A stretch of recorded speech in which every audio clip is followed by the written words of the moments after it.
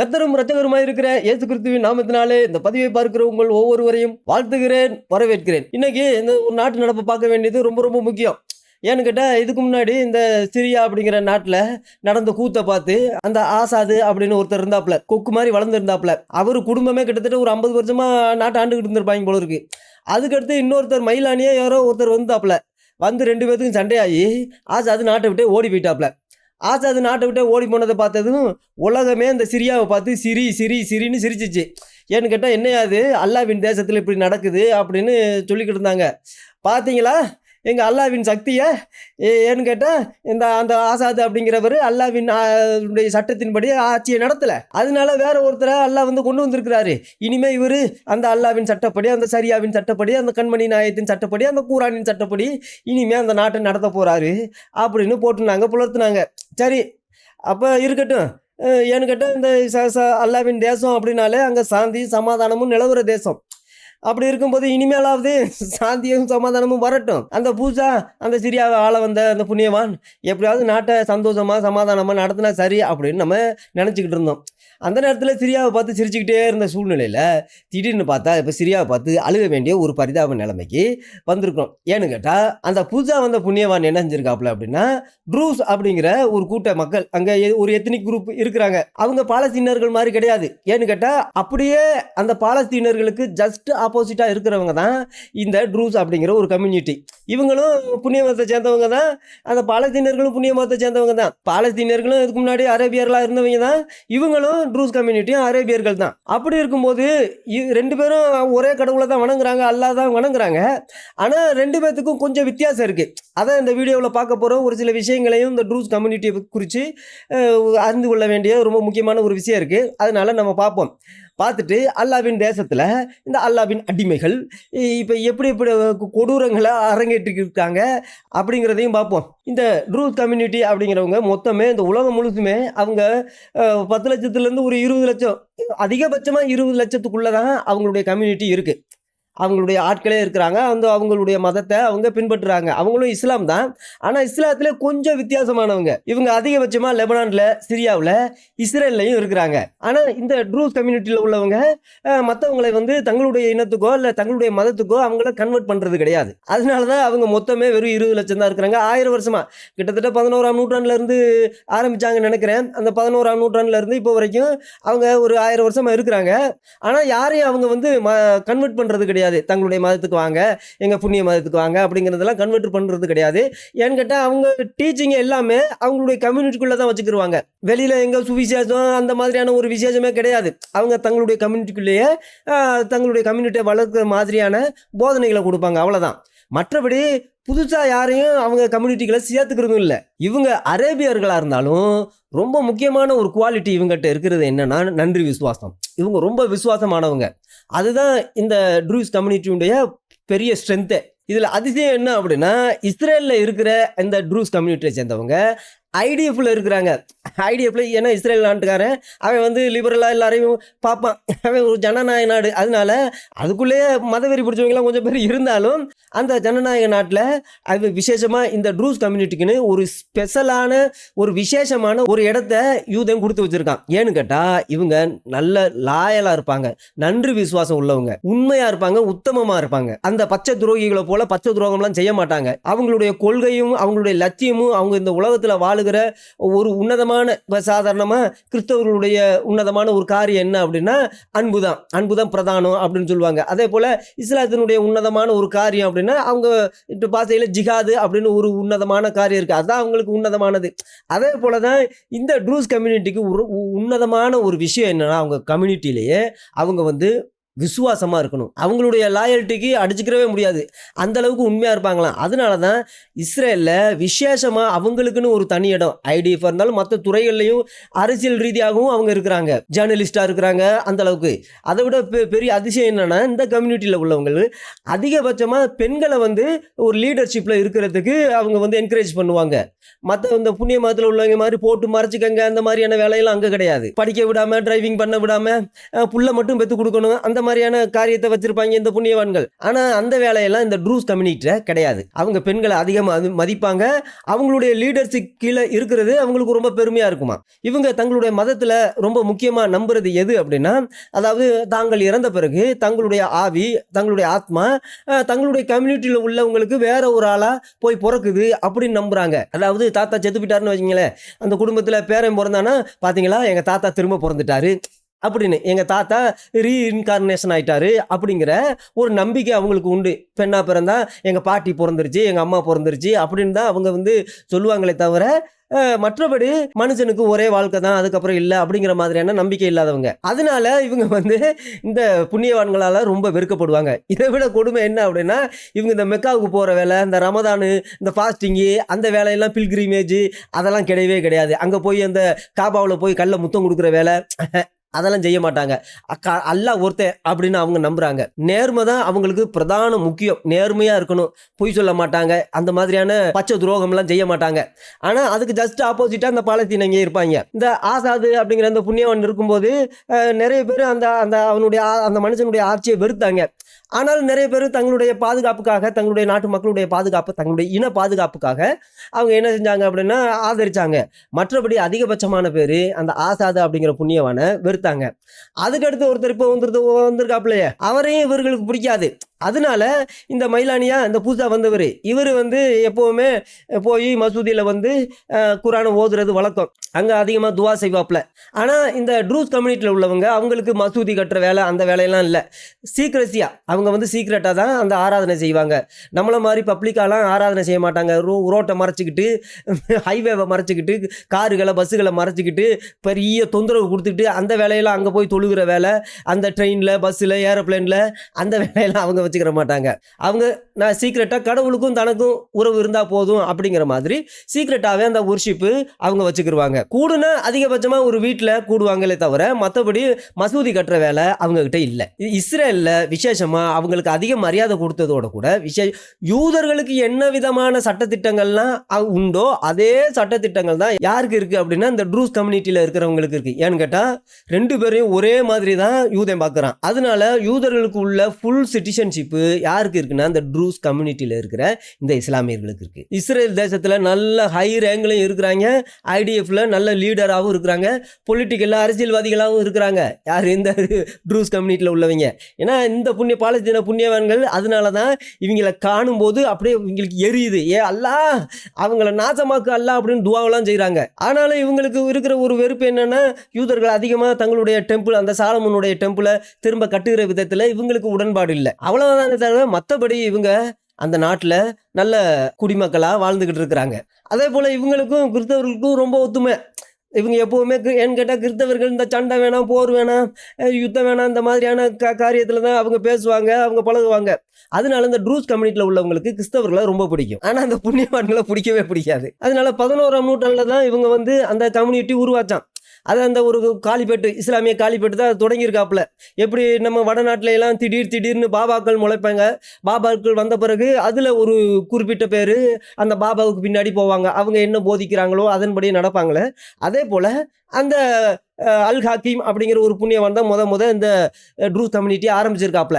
இவங்க என்ன செஞ்சிருக்காங்கன்னா, அந்த அல் ஹாக்கிம் அப்படிங்கிற அந்த புண்ணியவானை வந்து கண்மணி நாயத்தை விட அதிகமான மரியாதை கொடுத்துருக்குறாங்க. அதுதான் பெரிய பிரச்சனையாகி போச்சு. திடீர்னு பார்த்தா அந்த அல் ஹாக்கிம் அப்படிங்கிறவர் காணாம போயிட்டாராம். அதுக்கப்புறம் அவர் வந்து அல்லாஹ் வந்து எடுத்துக்கிட்டாரு அப்படின்னு நம்பி அதுக்கப்புறம் அந்த இதிலே குறிப்பிலே வந்திருக்கிறாங்க. இவங்க யாரையும் கன்வெர்ட் பண்ணுறது கிடையாது. ஏன்னு கேட்டால் கன்வெர்ட் பண்ணுறதுக்கு ஒன்றும் கிடையாது. ஏன்னு கேட்டால் மற்ற இஸ்லாமியர்கள் போல் அவங்ககிட்ட இந்த குரானு அந்த டீச்சிங் அதெல்லாம் கிடையாது. இவங்க வந்து மசூதியில் போய் எப்படி யூதனுடைய உடம்பை நாராக கிழிக்கிறது, எப்படி தீவிரவாதம் செய்கிறது, பயங்கரவாதம் செய்கிறது அப்படிலாம் கற்றுக் கொடுக்கறது கிடையாது. அதனால யதார்த்தமாகவே இந்த பாலஸ்தீனிய புண்ணியவான்களுக்கு இந்த ட்ரூஸ் கம்யூனிட்டியை கண்டாலே பிடிக்காது. அதனால தான் இந்த வீடியோவில் பார்த்தோம்னா எப்படி சித்திரவதை பண்ணுறாங்க அந்த ட்ரூஸ் கம்யூனிட்டியில் உள்ளவங்களை, அந்த சிரியாவில் உள்ளவங்களை. இது எங்கே இருந்தாலும் அப்படி அப்படித்தான் செய்வாங்க இவங்க. அந்த ட்ரூஸ் கம்யூனிட்டியை பழி வாங்குறது. அப்புறம் எதுக்கு பழி வாங்குறாங்கன்னா, இவங்களுக்கும் ஒரு பிரச்சனையும் கிடையாது. இவங்க வந்து இஸ்லாம்னு சொல்கிறாங்களே, ஆனால் நம்ம மாதிரி மெக்காவுக்கு வர மாட்டேங்கிறாங்க, அந்த காபாவில் உள்ள கல்லை முத்தம் கொடுக்க மாட்டேங்கிறாங்க, வந்து மசூதியை கட்ட மாட்டேங்கிறாங்க அப்படின்ற ஒரு பயங்கரமான கோபம். இதை விட கண்மணி நாயத்தை விட இந்த அல் ஹக்கீம் அப்படிங்கிறவனை தான் ரொம்ப அதிகமாக மதிக்கிறாங்க. அப்படிங்கிறதுனால தான் இவங்களை வந்து ஏதாவது இவங்களை பழி வாங்கினாலோ கொன்னாலோ அல்லாஹ் சந்தோஷப்படுவார் அப்படிங்கிற ஒரு முட்டாள்தனமான நம்பிக்கை இந்த புண்ணியவான்களுக்கு, இந்த மிடில் ஈஸ்டில் இருக்கிற இந்த இஸ்லாமியர்களுக்கு இருக்கு. அது தமிழ்நாட்டு புண்ணியவான்களுக்கு இருக்கா இல்லை ஸ்ரீலங்கா புண்ணியவான்களுக்கு இருக்கான்னு எனக்கு தெரியாது, நான் அதெல்லாம் சொல்ல முடியாது. ஆனால் மிடில் ஈஸ்டில் உள்ளவங்களுக்கு இந்த ட்ரூஸ் கம்யூனிட்டியை கண்டாலே பிடிக்காது. ஒருவேளை இனிமேல் யூடியூப்பில் யாராவது அந்த கம்யூனிட்டி குறித்து அந்த புண்ணியவான்கள் யாராவது வீடியோ போட்டால் தான் தெரியும் இவங்களுடைய நிலைப்பாடு என்ன அப்படிங்கிறது. இந்த ஒரு காரணத்துக்காகவே இவங்க இந்த உலகம் முழுவதும் இருந்தாலும் சரி, எங்கே இருந்தாலும் சரி, இவங்களை இந்த இஸ்லாமியர்கள் பயங்கரமாக துன்புறுத்துறது, உபத்திரவப்படுத்துறது, கொள்வது, வெட்டுறது, இந்த மாதிரியான கற்பழிக்கிறது, இந்த வேலையெல்லாம் இப்போவும் செஞ்சுக்கிட்டு தான் இருக்கிறாங்க சிரியாவில். இப்போ நேற்று கூட ஒரு 100 பேரை சுட்டு தள்ளி இருக்கிறாங்களாம். வெளியில் தெரிஞ்ச 100 பேர், எத்தனை பேரை சுட்டு தள்ளி எத்தனை பேரை கற்பழித்து சீரழிச்சாங்கன்னு தெரியல. ஆனால் அவங்ககிட்ட இந்த புண்ணியவான்கிட்ட இருக்கிற ஒரு பயங்கரமான ஒரு விஷயம் என்ன அப்படின்னா, என்ன கொடுமை செஞ்சாலும் அதை வீடியோ எடுத்து அதை வந்து தன்னுடைய புண்ணியவான்களுக்கெல்லாம், அந்த புண்ணிய இனத்தில் உள்ளவங்களுக்கெல்லாம் அனுப்பிச்சி விட்டு அதில் சந்தோஷப்படுவாங்க. பார்த்தீங்களா நம்முடைய அல்லாவின் சக்தியை, இவங்களை நாங்கள் எப்படி இழிவுபடுத்திட்டோம், எப்படி அவமானப்படுத்துகிறோம் பார்த்தீங்களா அப்படின்னு அதெல்லாம் பார்த்து ரொம்ப சந்தோஷப்பட்டுக்குருவாங்க. அதனால ஒருவேளை அந்த வீடியோக்கெல்லாம் வெளியில் வரலாம். அதில் 2-3 வீடியோ தான் கொஞ்சம் கிளிப் தான் வந்திருக்கு. போய் இந்த மீசையை பிடுங்க, மீசையை வெட்ட, சித்திரவதை பண்ண, துப்பாக்கியிலேயே தலையிலே அடிச்சு கொள்ள, இந்த வேலையெல்லாம் செஞ்சுக்கிட்டு இருக்கிறாங்க. இது ஒரு 2-3 வீடியோ தான் வெளியில் வந்துச்சு. இன்னும் நிறைய வீடியோ வெளியில் வரல. இனிமேல் ஒரு வேளை வரலாம். ஆனால் இப்போ ஒரு விஷயம் என்ன அப்படின்னா, இப்போ புண்ணியவான்கள் மிடில் ஈஸ்டில் இருக்க புண்ணியவான்கள் யாருமே வாட்ஸ்அப்பை உபயோகிக்கிறது இல்லையா. ஏன்னா வாட்ஸ்அப்பில் அனுப்புகிற மெசேஜ் எல்லாம் அப்படியே யூதை வந்து கண்டுபிடிச்சி விட்றான் அப்படின்னு சொல்லி அவங்க இப்போ வாட்ஸ்அப்பை உபயோகிக்கிறது இல்லையா. இந்த பேஜர்னு ஒன்று இருந்துச்சு, நெட்வொர்க்கே இல்லாமல், அதில் கூட யூதன் குண்டு வச்சு 3000 பேரை கொண்டுவிட்டான். அதனால வாட்ஸ்அப் மூலமாக அவன் குண்டு வச்சுருவான் அப்படின்னு பயந்துக்கிட்டு வாட்ஸ்அப்பெல்லாம் அன்இன்ஸ்டால் பண்ணிட்டாங்கலாம். சிரிப்பு தான் வருது. சரி, அதே போல் இவங்க கல்யாணம் பண்ணாங்க அப்படின்னா தங்களுடைய இனத்துக்குள்ளே தான், அந்த ட்ரூஸ் கம்யூனிட்டிக்குள்ளே தான் அவங்க கல்யாணமே பண்ணுவாங்களாம். மற்ற யாரையும், ஆணாக இருந்தாலும் பெண்ணாக இருந்தாலும், பொலிட்டிக்கலில் இருந்தாலும் சரி, இது மிலிட்ரியில் இருந்தாலும் சரி, யாராக இருந்தாலும் சரி, தங்களுடைய அந்த சமுதாயத்துக்குள்ளே தான் அவங்க கல்யாணம் பண்ணுவாங்களாம். ஏன்னு கேட்டால் தங்களுடைய சமுதாயத்தில் உள்ளவங்க செத்து போனவங்களாம் திரும்ப திரும்ப வந்து பிறக்கிறாங்க அப்படிங்கிற ஒரு நம்பிக்கையினால், இல்லை மற்ற இது சமுதாயத்தில் உள்ளவங்களை கல்யாணம் பண்ணால் பிறக்க மாட்டாங்க, அதனால நம்முடைய சமுதாயத்துக்குள்ளே தான் வந்து கல்யாணம் பண்ணணும், அப்போ தான் நம்முடைய முன்னோர்கள் திரும்ப திரும்ப வந்து வாழ்வாங்க அப்படிங்கிறது ஒரு நம்பிக்கை. அதனால தங்களுடைய குடும்பத்தை அதிகமாக நேசிப்பாங்க. எங்கள் அம்மா பிறந்துருச்சு, எங்கள் பாட்டி பிறந்துருச்சு, எங்கள் தாத்தா பிறந்துட்டாரு, எங்கள் தாத்தா திரும்ப வந்துட்டாரு, அதனால செத்து போனவங்களை குறித்து கவலைப்பட மாட்டாங்க. ஏன்னா திரும்பவும் பிறக்க போகிறாங்களே, மகளாக பிறக்க போகிறாங்க, மகனாக பிறக்க போகிறாங்க, பேரனாக பிறக்க போகிறாங்க, பேத்தியாக. அதனால இவங்களுக்கு தாத்தா பாட்டி செத்தாலும் அம்மா அப்பா செத்தாலும் அதிகமாக கவலைப்பட மாட்டாங்க. எப்படியும் அல்லாஹ் வந்து நம்முடைய அம்மாவை அப்பாவை நம்முடைய சந்ததியில் திரும்ப கொடுப்பான் அப்படிங்கிறது அவங்களுடைய நம்பிக்கை. அதனால அவங்க மற்ற சமுதாயத்தில் உள்ளவங்களை கல்யாணம் பண்ணிக்க மாட்டாங்களாம். மிடில் ஈஸ்டில் மட்டும் இல்லாமல் இவங்க வந்து அமெரிக்காவில், கனடாவில், வெனிசுலாவில், ஆஸ்திரேலியாவிலாம் அவ்வளோதான் இருக்கிறாங்க. அங்கே தான் ஃப்ரான்ஸில் அங்கே தான் இருக்கிறாங்களாம். அங்கே போன பிறகு ஏகப்பட்ட குட்டி போட்டு அதுக்கு அடுத்து இனிமேல் இந்த நாடு எங்களுக்கு தாண்டா சொந்தம், அல்லாவுக்கு சொந்தம் அப்படிலாம் சொல்ல மாட்டாங்களாம். அங்கே அந்த நாட்டில் போனால் அந்த நாட்டுக்கு நன்றி விசுவாசமாக இருப்பாங்களாம். அதனால தான் இந்த நாட்டில் உள்ளவங்களை, இந்த மக்களை, இந்த ட்ரூஸ் கம்யூனிட்டியில் உள்ளவங்களை அதிகமாக ஆர்மியில், மிலிட்ரியில் அவங்க சேர்த்துக்கிடுவாங்க. ஏன்னு கேட்டால் இவங்க உண்மையாக இருப்பாங்க, பொய் சொல்ல மாட்டாங்க, ஏமாற்ற மாட்டாங்க அப்படிங்கிற அவங்க மேலே உள்ள அவங்க லாயல்ட்டி, நேர்மை தான் அவங்களுக்கு பிரதானமான ஒன்று. அந்த ஒரு காரணத்துக்காகத்தான் இந்த புண்ணியவான்களுக்கு அவங்கள பிடிக்கிறதே இல்லை. என்கிட்ட பச்சை துரோகம் செய்யணும், பச்சை துரோகம் செஞ்சால் அவங்கள ரொம்ப பிடிக்கும். அதுதான் யதார்த்தமான இந்த புண்ணிய மதத்தில் உள்ளவங்களுடைய யதார்த்தமான ஒரு விஷயமே. சொல்கிறதெல்லாம் பச்சை பொய்யா இருக்கும். ஆனால் பார்த்தீங்களா மர்மம் முடிச்சுகளை அவிழ்த்துட்டாரு, பார்த்தீங்களா உண்மைகளை உடைச்சிட்டாரு அப்படிம்பாங்க. சொன்னதெல்லாம் பச்சை பொய்யா இருக்கும். ஆனால் இவங்களுடைய பரிதாப நிலைமை இதுதான். அதனாலயே இந்த ட்ரூஸ் கம்யூனிட்டியில் அவங்களுடைய நேர்மை இவங்களுக்கு பிடிக்காதான். இவங்க லெபனானில் இருக்கிறாங்க, சிரியாவில் இருக்காங்க, இஸ்ரேலில் இருக்கிறாங்க. ஆனால் இஸ்ரேலில் இருக்கிறதுனால, இஸ்ரேலில் அந்த ஐடிஎஃப்ல வேலை செய்கிறதுனால, பொலிட்டிக்கல் லீடராக இருக்கிறதுனால இவங்களுக்கு பிடிக்காதான். அதே நேரத்தில் இந்த பெண்கள்லாம் அந்த மாதிரியான இந்த பர்தாவெல்லாம் போடாமல் சாதாரணமான அந்த கலாச்சார உடைகள்லேயே அவங்க இருப்பாங்களாம். அதனால அவங்கள கண்டாலே எப்படியாவது கற்பழிக்கணும், கொல்லணும் அப்படின்னு இவங்களுக்கு உள்ளே மண்டைக்குள்ளே யாரோ பேசிக்கிட்டே இருப்பாங்களாம். அப்படிப்பட்ட கேவலம் கேவலமான ஒரு புத்தி தான் அந்த மிடில் ஈஸ்ட் இருக்க புண்ணியவான்களுக்கு இருக்குது. அதனால தான் இந்த சிரியாவில் லெபனானில் இருக்கிற அந்த ட்ரூஸ் கம்யூனிட்டியை இப்போ வேட்டையாடிக்கிட்டு இருக்காங்க. நேற்றோ முந்தா நேற்றோ 100 பேரை கொண்டாங்க. நேற்று எத்தனை பேரை கொண்டாங்கன்னு தெரில. இன்னைக்கு என்ன நடந்திருக்குன்னு தெரில. இனிதான் வெளியில் வரும். சரி, எது எப்படியோ நம்முடைய இரட்சகராக இயேசு கிறிஸ்து இந்த உலகத்துக்கு திரும்ப வரப்போகிறாரு. அவருடைய வருகைக்கு நம்மளை ஆயத்தப்படுத்திக்கிறது தான் பிரதான வேலை. வேற ஒன்றும் நமக்கு முக்கியம் கிடையாது. அதனால இந்த பச்சை துரோகம் செய்கிற இந்த உலகத்திலிருந்து உங்களை பாதுகாத்துக் கொள்ளுங்கள். கர்த்தர் தாமே உங்களை ஆசீர்வதிப்பாராக. ஆமென்.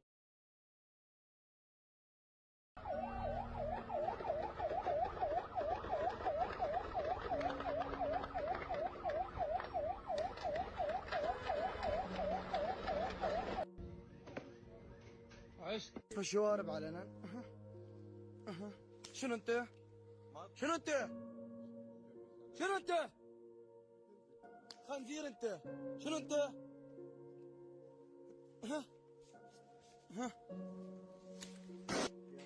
طلع السلاح وما بدناش منك شيء. اقول لك بمالي طلعون حلقلوا ليه؟ يا حجي سردينات طلع لمين هدول؟ حلقلوا شواربه.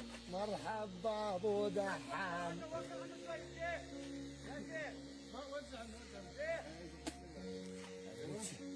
حاج عيف وصار على التوحيد والسنه.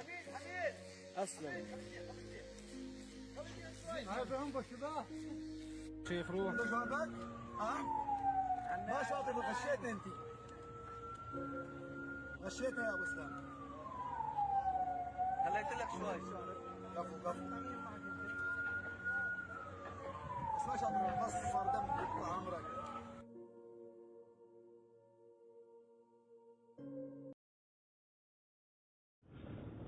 امشي. وين التترا؟ مجموعة حمود الغازي لقد قمنا بالرد على العرصات امبارح. خذونا شبع دمونا اياه. هي عرصة منين انت ولك عرصة؟ احكي يا ولد. شو؟ لمين تابع ولا؟ تشتغل عرصة. لمين؟ جبت ايش؟ اسمك علي صوتك. محمد ايش؟ محمد الحجي. مجموعة حمود الغازي.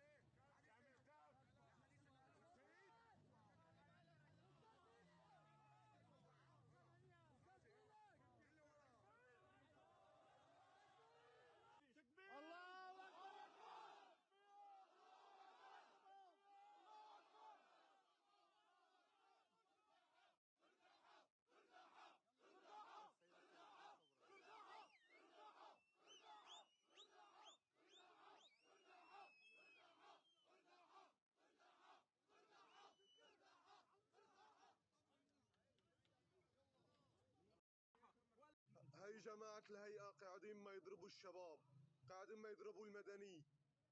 هيدلا بسلاحهم بالدنيا كلات النازلين قلب. وزير الدفاع الاحتلال الإسرائيلي إسرائيل كاتس إن الجيش سيواصل مهاجمة قوات قصفوا القصر الرئاسي.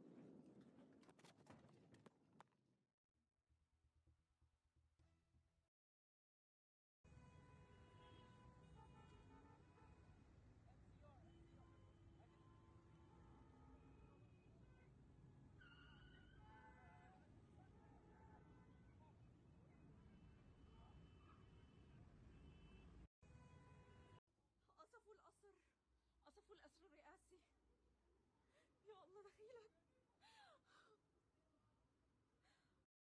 قصفوا القصر. شباب في عندنا قصف، شباب قصف يا شباب، خذونا على الهواء. شباب قصف بسرعة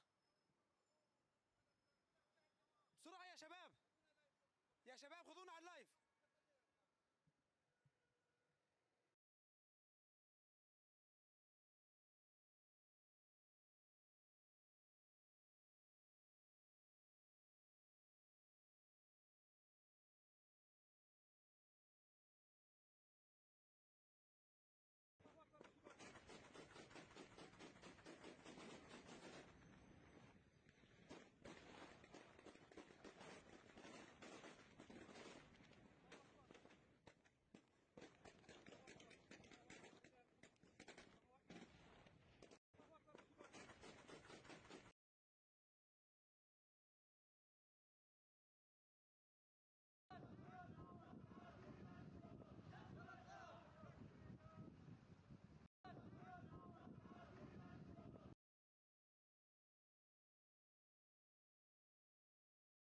من قلب سويداء على طريق المشفى.